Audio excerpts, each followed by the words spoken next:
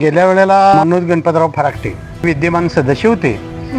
त्यांच्या माध्यमातून फार चांगली कामं झालेली आहेत. या जिल्हा परिषदेच्या माध्यमातून मनोज फराकटे तळागाळापर्यंत पोहोचले. या मतदारसंघात बोरोडे मतदारसंघात तळागाळापर्यंत पोहोचून त्याने फार मोठी चांगली कामं केलेली आहेत. जिल्हा परिषद किती वर्षी 6 का 8 वर्षी बोरोड्यात आहे. काय झालं बोरोड्याला विकास? आणि सरकार एक घालायचे का दुसरे नाहीत का? मुस्लिमचाच मुलगा जिल्हा केडीजी बँकेत पाहिजे, दूध संघात पाहिजे, तो पुढला संजय मंडलिकचाच मुलगा जिल्हा परिषदला पाहिजे, असं संजय बाबांचा मुलगा अमरीची गाडी घेतो कुकोळा पाहिजे, दूध संघात. आमच्या आईने आम्हाला जन्म दिला काय? सर्वसामान्य लोकांना जन्म दिला का नाही? तुम्ही 10 रुपयाची वस्तू ती आम्हाला द्यायला पाहिजे होती, त्यातले 9 रुपये खिशात घालता आणि 1 रुपया आम्हाला देता. कसं आम्हाला हित वाटणार नाही? कसं कल्याण होईल जनतेचं? चांगले उमेदवार चांगले सदस्य यायचे असतील तर भ्रष्टाचार मुक्त कारभार व्हायला पाहिजे.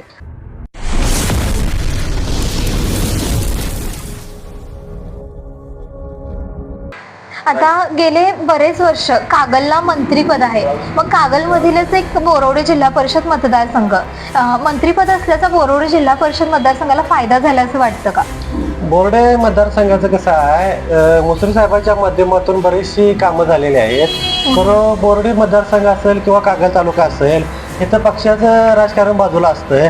त्या इथं गटातटाचं किंवा व्यक्तिशः जो तो आपल्या प्रतिनिधी बघत असतोय की बाबा माझा प्रतिनिधी हा, त्याचा प्रतिनिधी हा, असा होत असतंय. वरच्या युती आघाड्या होत असतात. खालच्या लोकांच्या जे स्थानिकचे नेते असतात त्यांना ती अडचण होत असते. युती आघाड्यावरची लोक करत असतात, मंत्री म्हणा, खासदार म्हणा, आमदार म्हणा, हे असं युती आघाड्या करत असतात. जी ग्राउंड लेवलवर किंवा ग्रामीण लेवलवर जी राजकारण करत असतात त्यांना युती आघाडीचा कुठेतरी फटका बसत असतो. मग त्यावेळी काय होतं की युतीतून कोणाला तरी तिकीट जातं, आघाडीतून कोणाला तरी जातं, त्यामुळे काय होतं बंडखोरीचं प्रमाण होतं जास्त, असं होत असतं. त्यामुळं मंत्र्यांनी किती विकास केला किंवा आमदारांनी किती विकास केला ह्याच्यापेक्षा की स्थानिकच्या नेत्यांचं लोकांच्या पर्यंत कसा संपर्क आहे हा धरला जातोय. मग काय वाटतं तुमच्या दृष्टीने तुमचा नेता किंवा आता जिल्हा परिषद सदस्य कसा असावा? आमच्या दृष्टीनं आमचा नेता असा आहे की ग्राउंड लेवलवर आहे. सत्तेचं राजकारण एका बाजूला किंवा ह्याचं राजकारण एका बाजूला आणि ग्रामस्थांचा किंवा गावकऱ्यांचा किंवा सर्वसामान्य शेतकऱ्यांच्या अडचणी जाणून घेणारा असला आहे असा आमचा नेता आहे. परिषद स्तरावर झालेल्या विकास कामांना तुम्ही समाधानी आहात का? गेल्या वेळेला मनोज गणपतराव फराकटे हे विद्यमान सदस्य होते. त्यांच्या माध्यमातून फार चांगली कामं झालेली आहेत. त्यांच्या माध्यमातून म्हणण्यापेक्षा विद्यमान आता मंत्री वैद्यकीय मंत्री मुश्रीफ साहेब त्यांनी फार मोठा निधी दिला जिल्हा परिषदला आणि त्या जिल्हा परिषदेच्या माध्यमातून मनोज फराकटे तळागाळापर्यंत पोहोचले. या मतदारसंघात बोरोडे मतदारसंघात तळागाळापर्यंत पोहोचून त्याने फार मोठी चांगली कामं केलेली आहेत. जे घर टू घर संपर्क असणारा एकमेव सदस्य कोण असेल तर मनोज गणपती फराकटे. मग तुम्हाला आता आगामी निवडणुकीमध्ये तोच चेहरा पाहायला आवडेल की नवनेतृत्व? नाही, आता काय झालंय, आता हा मतदारसंघ राखीव झाला आहे. अच्छा. ओपन स्त्री. त्यामुळे आता त्यांच्याच घरातली त्यांचीच आई शोभा गणपतराव फराकटे, आम्ही काल आमच्या गावची मिटिंग घेऊन आम्ही ती जवळजवळ उमेदवारी राष्ट्रवादी काँग्रेसमधून जाहीर केलेली आहे 100%. आता त्यांचा अनुभव कसा आहे, त्या विद्यमान गेल्या 10 वर्षापूर्वी पंचायत समितीच्या सदस्य होत्या. तालुका पंचायत सदस्य त्यांनी कारभार हातात आणि त्याच्या अगोदर या गावच्या एवढ्या मोठ्या बोरोडे गावच्या त्या विद्यमान सरपंच होत्या. म्हणजे राजकीय कारकीर्द त्यांच्या पाठीमागनं फार मोठी आहे. मग त्या राजकीय कारकिर्दीचा ह्या निवडणुकीमध्ये सकारात्मक परिणाम होईल असं वाटतं का? हो, होणार की 100%. का होणार नाही? इथनं मग त्यांचे पती गणपतराव फराकटे ते उपसभापती आमच्या कागल पंचायत समितीला होते. त्यानंतर ते या गावचा कारभार सरपंच म्हणून तिने हाकलेला. त्यामुळे त्यांच्या घराला राजकीय वारसा आहे आणि गणपतराव फराकटे आता स्वर्गीय कैलासवासी झालेलं आहे ते.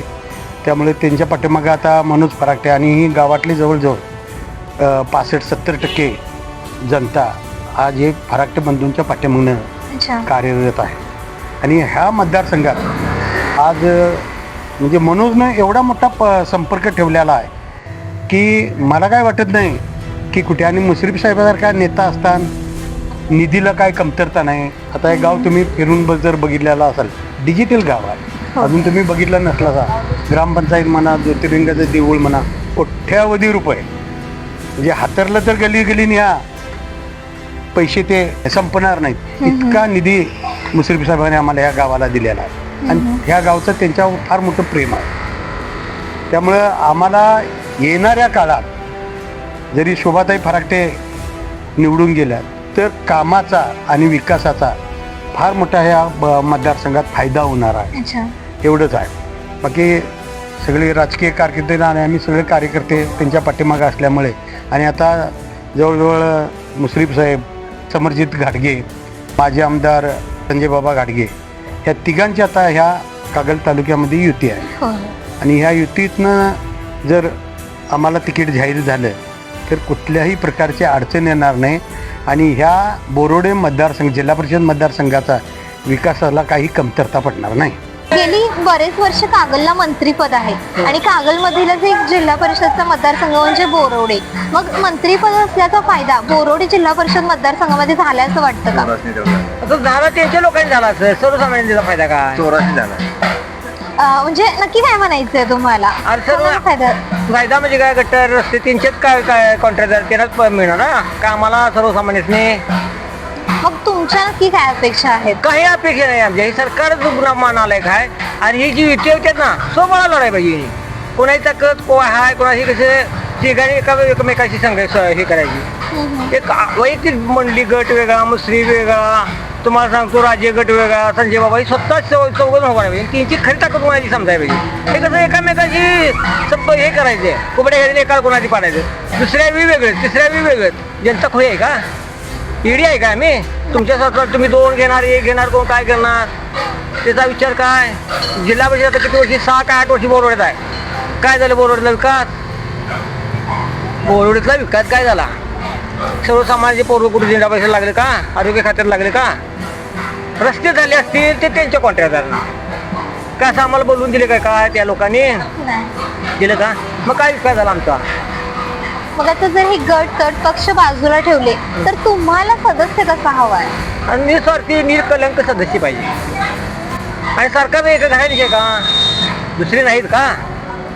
मुश्रीफचा मुलगा जिल्हा ह्याला पाहिजे, केडीसी बँकेत पाहिजे, दूध संघात पाहिजे, तो पुढला संजय मंडलिकचा मुलगा जिल्हा परिषदला पाहिजे, संजय बाबांचा मुलगा अमरीश गाडी तो कुकोळा पाहिजे, दूध संघात. आमच्या आईने आम्हाला जन्म दिला काय? सर्वसामान्य लोकांना जन्म दिला का नाही? दिलाय ना? हो. का आमच्या घरात आहे का? आम्हाला का मिळू शकत नाही सर्वसामान्यांना? सर्वसामान्यांचा विचार केला पाहिजे. केडीसी त्यांची सगळं असं एकमेव तुम्ही ठरवायचे कोणते, हा बाबा हा कोणतरी असा व्यक्ती XYZ की त्याला उमेदवार द्या, बघूया तुमच्यात किती ताकद आहे. बरोबर ना? हो. केडीसी आले की मुश्रीफ साहेबांचा मुलगा, दूध संघाला की मुश्रीफ साहेबांचा, संजय मंडलिकचा, समरजित राजे, जिल्हा परिषद पंचायत समिती तुम्ही गावात डुसकी फोडून घ्या आणि तुम्ही गावात बसणार का खुर्चीत? नाही. तुम्ही लढवा ना. आणि हे काय पैसे आम्ही सगळं चालले 10-10, 20-20, 25 आता मताला टाकताय, काय फायदा यायचा? मग तुमचा विकास कुठं जातोय? तुम्ही 25 वर्ष मंत्री आहे का काय? मला कोणाविषयी बोलायचं नाही. तो आहे त्यांचं हेच काय, मला काय त्याची देणे काय बोलल्यानंतर ते काय मला काय करू शकत नाही, हा पण विषय आहे. पण माझं काय मत आहे की तुम्ही तुमच्याकडे एवढे गट आहेत ना, कशाला तुम्ही स्वतः लढवा. ते तिघं जरी एकत्र पाडायचं, काय त्याचा फायदा आहे का? नाही. 25 वर्ष किती वर्ष तुम्ही सत्ता करता, मला देणं गेलं नाही. माझं काय काम करा आणि आमचं होणार पण नाही. आमच्या टिक्का पडला XYZचा. पण माझं काय मत आहे, सर्वसामान्याचं माझं मान्य म्हण नाही. मला ज्याला पाठीमाला बॅकग्राऊंड नाही, म्हणजे कोण ज्याला कोणाचं बॅकग्राऊंड नाही, त्याचं वाढील शेतकरी त्यांना द्या. बघूया तुमच्या ताकद आहे. सर्व मुलगा तुम्ही निवडून आता का बघा, त्या तुम्ही नाही देऊ शकत ना. तुम्हाला तर तुमचा जिल्हा परिषद सदस्य कसा हवाय? आम्हाला जो आता पाहिजे आहे, ज्याला जनतेची थोडी पण कीव असावी, जाण असावी, जनतेचं हित त्याला बघता यावं. लोकांना आता काय पाहिजे आहे, लोक कशामुळे दुःखी आहेत त्यांची त्यानं जाण त्यानं करून घ्यावी. अच्छा. एकाच दिवसात होईल असं म्हणत नाही, पण त्याच्या 5 वर्ष काळात त्यानं त्या बाबतीत प्रयत्न करावे. अजून काय अपेक्षा आहेत तुमच्या, म्हणजे कुठे कमतरता आहे, कुठली कामं प्रलंबित आहेत? कमतरता सगळीच आहे. प्रत्येक ठिकाणी जे आता चाललाय तो थोडा भ्रष्टाचार आहे. भ्रष्टाचार मुक्त तो सदस्य असायला पाहिजे, अच्छा. तर तो चांगलं काम करील, मग आम्हाला बरं वाटेल. तुम्ही 10 रुपयाची वस्तू ती आम्हाला द्यायला पाहिजे होती. त्यातले 9 रुपये खिशात घालता आणि 1 रुपया आम्हाला देता. कसं तो आम्हाला हित वाटणार नाही, कसं कल्याण होईल जनतेचं, मतदारसंघ कसा चांगला होईल. जे ज्याचं हे एस्टिमेट आहे करा की तुम्ही. निवडून गेलाय, निवडणुकीला खर्च करणार असला खर्च करायला नको आहे. खरं म्हणजे असा उमेदवार पाहिजे की त्याला उत्स्फूर्तपणे मतदान व्हावं. अच्छा. मग पाकिटं द्यायला लागू नये, दारू द्यायला लागू नये, धाब्यावर द्यायला लागू नये. ह्या गोष्टी जर केल्या तर तो उत्स्फूर्तपणे निवडून येईल आणि मग तो कामं करील. त्यानं आता निवडणुकीला पैसे खर्च करून ते काढायचे कशात त्यानं. होय. मग मी काय म्हटलं, आम्हाला राजकारण का नको आहे, आता आमच्याकडे जवळ काय नाही, मग आम्ही देणार कुठलं. मग ह्या स्पर्धेत कोण माणूस चांगला येईना पुढे ना. चांगले उमेदवार, चांगले सदस्य यायचे असतील तर भ्रष्टाचार मुक्त कारभार व्हायला पाहिजे आणि अशा वृत्तीचा प्रसार तुमच्या चॅनलनं करावा. म्हणजे हे आता बोरोडे मतदारसंघ आहे, तर ह्यातल्या जनतेनं कोणत्या अनुषंगाने म्हणजे कोणत्या बेसिसवर मतदान करावं असं वाटतं? हे बघा, ज्यामध्ये शेतकऱ्याचं हित आहे, ज्यामध्ये ज्येष्ठ नागरिकांचं हित आहे, मग त्यात रस्ते असेल, ज्या त्या गावाचं पाणी, लाईट, गटारी, काय स्वच्छता असेल, सगळ्यात महत्त्वाचं स्वच्छता आहे, आरोग्य आहे, या गोष्टीवर त्यांनी भर द्यावा आणि सामान्य नागरिकाला सगळ्या बाबतीत न्याय कसा मिळेल ही जबाबदारी सरकारचे म्हणण्यापेक्षा जिल्हा परिषद, पंचायत समिती यांच्या टप्प्याटप्प्याने ते सरकारकडे जाते. पण त्याचे तुम्ही प्रतिनिधी आहात, तुम्ही लोकांचं चांगली कामं करा आणि ती करावीत. असाच उमेदवार जनतेने पण निवडावा. आम्ही पण तेवढ्या बाबतीत शहाणं व्हायला पाहिजे. आज जेवायला मिळते म्हणून कुणालाही मत द्यायचं नाही, चुकीच्या माणसाला मत देऊ नका, हे मी जनतेला सांगेन. येणाऱ्या जिल्हा परिषद सदस्याकडून तुमच्या अपेक्षा काय आहेत? अपेक्षा प्रत्येक जिल्हा परिषद सदस्याकडे प्रत्येकाला असतात. आम्हाला सुद्धा आहेत सोडा अपेक्षा, कोणी पण असू दे. पण काय झाले, अपेक्षा करणं चुकीचं झालंय अशी परिस्थिती आता सध्या आहे. कुणाकडून पण अशी अवस्था आहे की राजकारणाचा स्तर पूर्ण बिघडलाय. त्याच्यामुळे कोण कुठं काय करतोय काही समजत नाही. त्याच्यामुळं एकनिष्ठ जी लोक आहेत त्यांची संभ्रम अवस्था झाली की कोण कुणीकडे जातोय, कोण असं. त्याच्यामुळं राजकारणात काय स्तर राहिला नाही कुठल्या गोष्टीचा. त्याच्यामुळे ते काय सांगता येत नाही आता सध्या परिस्थिती. काय वाटतं म्हणजे जिल्हा परिषद सदस्य तुमचा कसा असावा? म्हणजे तो तुम्ही म्हणताय राजकारणाचा स्तर बदललाय, पण तो तुमच्या दृष्टीने कसा असावा? काय अवस्था झाली आहे. इथून मागे कसं होतं की लोकांची मिटिंगा वगैरे घेऊन व्यवस्थित सगळ्या जोडण्या लागत होत्या. आता ती परिस्थिती नाही. खायचा जो कार्यकर्ता आहे की नाही त्याला ह्याच्यातच घेत नाहीत ते अजिबात. त्याच्यामुळे जे काही निर्णय वर्ण येईल ते सर्वसाधारण कार्यकर्ता आहे तो भरडतोय ना यांच्या राजकारणात. त्याच्यामुळं राजकारणाचा स्तर पूर्ण बिघडला. अच्छा. मग आता बोरोडे मतदारसंघातून एकूण 4 उमेदवार इच्छुक आहेत. मग ही निवडणूक चुरशीची होईल की राजकारण होईल म्हणजे काय वाटतंय? 100% चुरशीची होणार निवडणूक. कारण इथे कसं आहे, मंडलिक गट आहे, मुश्रीफ गट आहे, घाटगे गट आहे. घाटगे गटमध्ये 2 गट आहेत, समरजित घाटगे, संजय बाबा घाटगे गट आहे. यांच्यावर ज्या काय युत्या वगैरे ठरतील त्यावर राजकारणाचं पुढचं रणनीती काय आखायची ती ठरवतील नेते मंडळी, असा विषय आहे. येणाऱ्या जिल्हा परिषद सदस्याकडून शेतीसाठी तुमच्या काय अपेक्षा आहेत? शेतकऱ्यासाठी ज्या बी योजना येतात त्याच्यामध्ये एक तर पारदर्शकता पाहिजे. शेतकऱ्याला शिक्षित केलं पाहिजे. काही लोकांना अजून NPK काय असं माहित नाही आहे. हे फर्टिलायझर येऊन जवळजवळ 80 वर्षे झाले. अच्छा. आणि त्याची ओळख नाही. त्याच्या पुढे जर जाऊन आपण जे 17 अन्न घटक जे पिकाला लागतात त्याचं तंत्रज्ञान हे प्रत्येक शेतकऱ्याला माहीत असलं पाहिजे. ह्यासाठी वेगवेगळे आपल्या ते ह्याच्यातले शिकलेले जे तरुण आहेत त्यांना मोटिवेशन दिलं पाहिजे. त्यांच्याकडून ते शिकलं गेलं पाहिजे. त्याच्यानंतर त्या शेतामध्ये त्याचा उपयोग झाला पाहिजे. याच्यामुळं काय होणार, फर्टिलायझर अपव्यय थांबणार. फर्टिलायझरला आपण आता ऑर्गॅनिकला वळलेला आहे. ऑर्गॅनिकला का वळलो तर ह्याच्यापासून जो तोटा झाला.